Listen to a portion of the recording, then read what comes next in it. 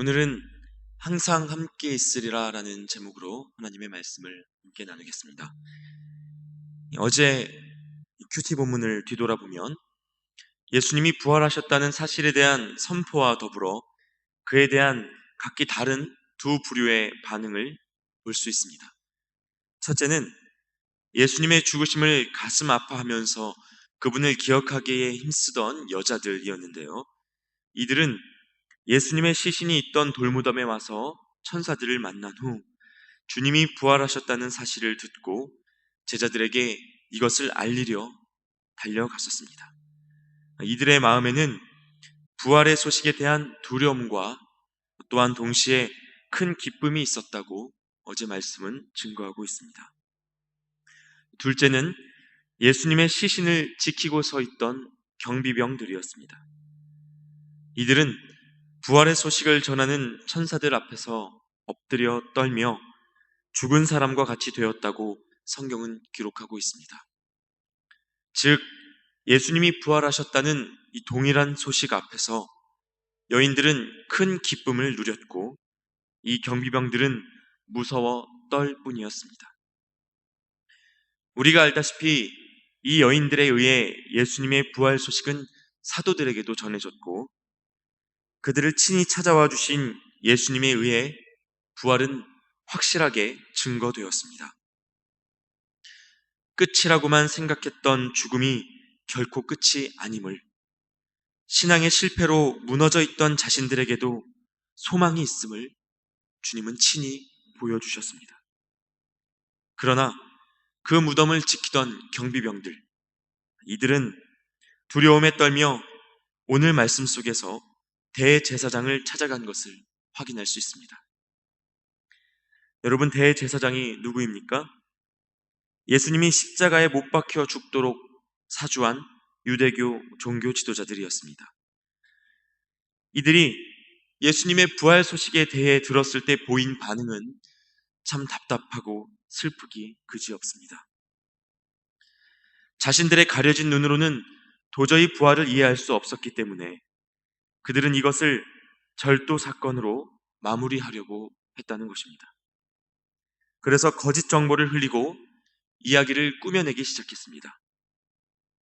그의 제자들이 밤에 자는 동안 시체를 훔쳤고 그러므로 그가 부활하셨다는 사실 역시 제자들이 뿌린 헛소문이라는 것이 그들의 시나리오였습니다. 이렇게 거짓을 퍼뜨리라는 명령에 그 경비병들은 돈을 받고 순종했습니다. 직접 부활을 목격했음에도 불구하고 그들은 그럴 수밖에 없었다는 것입니다.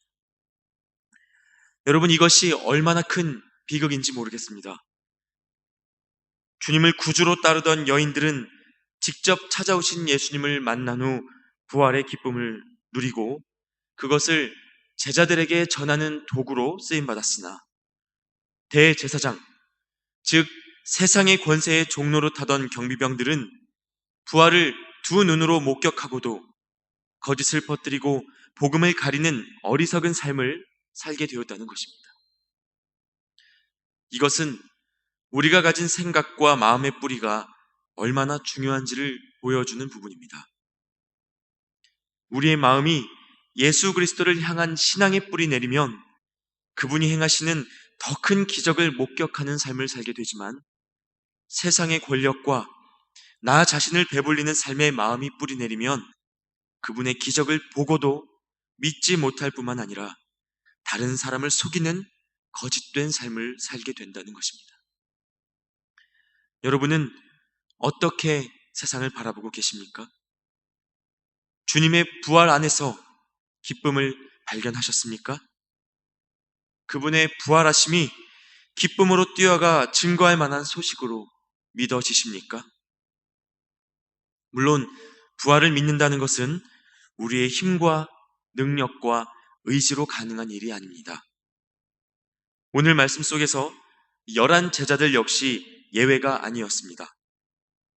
이들은 여인들을 통하여 예수님의 부활에 대한 소식을 들었고 또 직접 찾아와 주신 주님을 만나기도 했고 말씀대로 갈릴리에 가서 직접 뵙고 경배하기까지 했습니다.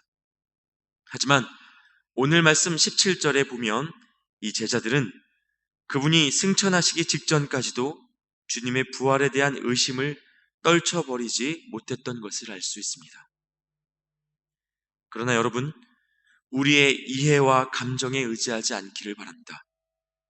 도마가 의심할 때, 그리고 베드로가 의심할 때 그들을 찾아가시고 부활을 증명해 주신 분은 예수님 자신이었습니다. 제자들 각자가 자신의 머리를 굴리고 논리적으로 이해하며 그 부활을 받아들인 것이 아니었습니다. 하나님의 일을 하나님의 수준으로 인정하고 우리가 우리 수준의 믿음을 고백할 때에 그 믿음의 여정 안에서 주님은 자신의 부활을 더욱 확증해 주실 것이기 때문입니다. 중요한 것은 십자가에서 죽으신 주님이 그분의 부활하심을 우리에게 직접 알리신 이유가 무엇인가 하는 것입니다. 여기에는 어떤 목적이 있습니다. 그 첫 번째 목적은 바로 우리들 각자에게 소망을 주시고자 함이었습니다. 오늘 말씀 18절에 주님은 이렇게 말씀하십니다. 하늘과 땅의 모든 권세를 내게 주셨으니 라고 하십니다. 여러분, 하늘과 땅이 무엇입니까? 지금 우리가 살아가고 있는 터전입니다. 우리는 아무리 달리고 아무리 날아도 하늘과 땅 안에서 살 수밖에 없는 존재들입니다. 그 위에 설 수 없는 존재입니다. 하늘과 땅이 우리를 위협하면 우리는 죽을 수도 있는 존재라는 것입니다. 그러나 주님은 다릅니다. 예수님께서는 십자가에 못 박히셨으나 다시 살아나심으로 스스로가 하늘과 땅 위에 계심을 보여주신 것입니다. 하늘과 땅을 다스리는 권세가 그분께 있음을 증명해 주신 것입니다. 이것은 예수님을 따르는 우리 모두에게 엄청난 소망이 됩니다. 하늘과 땅의 권세를 가진 자가 내 주님이시라 믿으니 두려울 것이 없는 것입니다. 내게 찾아오는 세상의 위협이 그분의 권세 아래에 있으니 우리도 이길 수 있는 것입니다. 주님은 먼저 이 소망을 믿는 우리 모두에게 주기 원하셨다는 것입니다. 두 번째 목적은 무엇인가?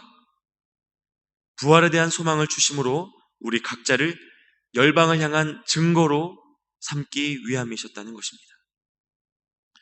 오늘 말씀 속에서 19절, 20절 말씀은 이렇게 기록되어 있습니다. 그러므로 너희는 가서 모든 민족을 제자로 삼아 아버지와 아들과 성령의 이름으로 세례를 베풀고 내가 너희에게 분부한 모든 것을 가르쳐 지키게 하라. 하나님께서는 먼저 이스라엘 백성을 선택하셨습니다. 하지만 처음부터 그 마음은 열방을 향하고 있었고 오늘의 우리에게까지 이르렀습니다. 여기에 앉아서 예배하시는 여러분 모두가 그 증거입니다. 그러나 주님은 동일한 부르심으로 우리에게도 같은 말씀을 전하고 계시는 것입니다. 너희가 믿느냐? 하늘과 땅의 모든 권세를 가진 예수를 주라 부르느냐? 그렇다면 가라. 가서 너희 또한 통로가 되어라. 여러분, 이것은 주님의 유언과도 같습니다. 마지막으로 제자들에게 남기신 말씀이었습니다. 우리를 구원하셨던 것처럼 다른 누군가에게도 그 복음이 흘러가기를 주님은 고대하고 계십니다. 주님이 우리에게 주신 아버지와 아들과 성령의 이름으로 지금 이 순간까지도 말씀을 통해 주시는 하나님의 가르침은 궁극적으로 우리 밖을 향하고 있다는 것입니다. 주님을 알지 못하는 이들에게 예수 그리스도의 주되심을 증거하고 또 우리가 먼저 배운 그것을 가르치는 것, 바로 이것이 주님이 그분의 부활을 통해 우리에게 소망을 주신 궁극적인 이유가 된다는 것입니다. 사실 그분의 부활을 믿고 깨닫는 것도 또 모든 민족으로 나아가라는 말씀에 순종하여 나아가는 것도 우리가 우리의 힘으로 감당할 수 있는 수준의 것이 아닙니다. 우리의 마음과 본성은 끊임없이 안주하기를 원하고 내 자리를 펴기를 원합니다. 은혜를 전하기보다 은혜를 품기 원하고 아버지와 아들과 성령의 이름보다 내 이름을 더 귀하게 여기는 것이 인간의 마음입니다. 하지만 오늘 앞선 말씀에서 보았듯이 그 마음은 경비병의 마음이요 유대교 대제사장들의 마음이었습니다. 그리고 주님의 부활을 기쁨으로 누리지 못하고 무서워 떨며 죽은 자 같이 되고 거짓을 전하는 것이 그들의 초라한 결론이었다는 것입니다. 여러분, 하지만 우리는 그럴 수 없습니다. 주님의 십자가 고난을 목격하고 그분의 부활하심을 보았다면, 그것을 믿는다면 그럴 수 없다는 것입니다. 주님은 이렇게 약속하셨습니다. 볼지어다 내가 세상 끝날까지 너희와 항상 함께 있으리라. 여러분, 주님은 우리 곁에 항상 함께 하시겠다고 약속하셨습니다. 그러므로 지금도 우리 곁에 계신 것입니다. 그런데 여러분, 이 말씀을 잘 생각해 봐야 하겠습니다. 주님이 이 말씀처럼 우리 곁에 계실진데 그 이유가 무엇이겠습니까? 주님께서 우리 바로 곁에 계셔서 뭐라고 말씀하고 계시겠습니까? 이 말씀 앞에 기록되어 있던 말씀을 잊어서는 안 됩니다. 바로 마지막으로 남기신 이 말씀, 너희는 가서 모든 민족을 제자로 삼아라. 너희에게 먼저 분부한 모든 것을 지키게 하라. 이 말씀을 우리 곁에서 들려주고 계시지 않겠습니까? 다시 말해, 주님이 우리 곁에 계속 같이 계신다는 말씀은 우리가 매 순간 이 말씀을 계속해서 듣고 있다는 것과 다르지 않습니다. 너 순종하지 않아도 괜찮아. 내가 옆에 있으니까 걱정하지 마. 네가 부담스러울 테니 오늘은 내가 아무 말 안 할게. 이렇게 말씀하시리라 생각한다면 이것은 그저 삶의 목적을 잊은 우리의 나태함일 뿐입니다. 그러므로 주님이 함께 계시겠다는 약속은 순종하는 자들에게는 힘이요 격려이지만 순종하지 않는 자에게는 괴로운 부담일 뿐입니다. 여러분, 주님은 부활하셨습니다. 친히 그것을 증거해 주셨습니다. 그리고 그 목적은 우리 각자에게 소망을 주실 뿐만 아니라 열방의 소망으로 우리를 증거 삼기 위함이셨다는 것입니다. 그분의 부활이 우리의 부활이 되었다면 결론은 이제 하나입니다. 오늘 그분의 이름으로 그 사랑을 증거하는 삶을 사는 것입니다. 그것이 부활절을 지난 우리의 마땅한 삶이어야 하겠습니다. 그러므로 주님의 부활을 처음 만났던 여인들처럼 기쁨으로 일어서십시오. 그리고 증거하러 달려가십시오. 그로 말미암아 그 축복과 은혜의 통로로 귀하게 쓰임받는 영광을 누리시기를 바랍니다. 주님이 여러분 곁에 함께 계시사 영원토록 그 곁을 지키시사 그 일을 친히 이루실 것입니다. 함께 기도하겠습니다.